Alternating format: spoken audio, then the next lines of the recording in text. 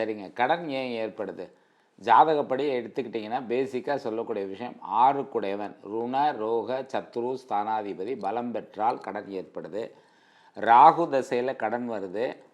குரு இருக்கக்கூடிய இடத்த பொறுத்து குரு தசையில கடன் வரும். சுக்கிர தசையிலையும் கடன் வரும். சரி, எல்லா தசையிலுமே கடன் வரும்னா எப்படி சார்ன்னு கேட்கலாம், வரும்.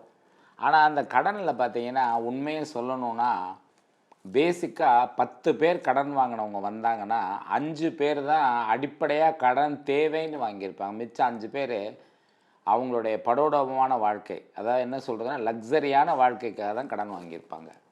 இந்த கடனோட அடிப்படையை நம்ம முதல்ல புரிஞ்சுக்கிட்டாவே பாதி பேர் கடன் வராது. முதல்ல வராதுக்கான வழி, அப்புறம் தீர்றதுக்கான வழி.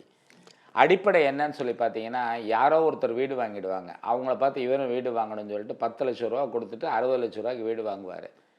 50 லட்ச ரூபா கடன் வாங்கியிருப்பார் பேங்க்கில். அப்போ அது யாரோட வீடு? பேங்க்கோட வீடு.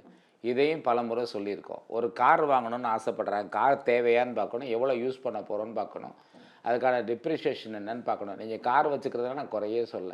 நிறைய பேர் தேவையில்லாமல் கார் வாங்கி ஓட்டாமல் வச்சுருப்பாங்க. அது ஒரு மன அமைப்பு தான். அவர் வாங்கிட்டார், எங்கள் அண்ணன் வாங்கிட்டார், எங்கள் சித்தப்பா வாங்கிட்டார், எங்கள் பக்கத்து வீட்டுக்கார் வாங்கிட்டார், என் ஒய்ஃபோட தம்பி வாங்கிட்டாருன்னு சொல்லிட்டு வாங்குவாங்க. சரி, கார் வாங்கும்போது என்ன பண்ணுறாங்கன்னா, 12 லட்ச ரூபா ஒரு காருன்னா 3 லட்ச ரூபா கொடுத்துட்டு 9 லட்ச ரூபா கடன் வாங்குறான். அப்போ அது யாரோட காரு? ஒன்று ஹெச்டிஎஃப்சி, இல்லைன்னா ஐசிஐசிஐ பேங்க், இல்லைன்னா ஏதோ ஒரு ப்ரைவேட் ஃபைனான்ஸில் வாங்கி அதுக்கு வட்டி கட்டிட்டு போகிறாங்க. இதெல்லாம் தேவையில்லாத கடன். இந்த மாதிரி வாங்கக்கூடாது. ஒரு கல்யாணத்துக்காக கடன் வாங்கினேன் சார், இன்சூரன்ஸ் போட மறந்துட்டேன், உடல்நலத்துக்காக கடன் வாங்கினேன், அடுத்தது பிள்ளைகளோட படிப்புக்காக கடன் வாங்கினேன், இந்த மாதிரி அத்தியாவசியமான கடன் வாங்கிட்டேன் சார், இந்த பணம் வரும்னு வாங்கினேன், ஆனால் அது வராமல் போயிடுச்சு, நான் மாட்டிட்டேன்.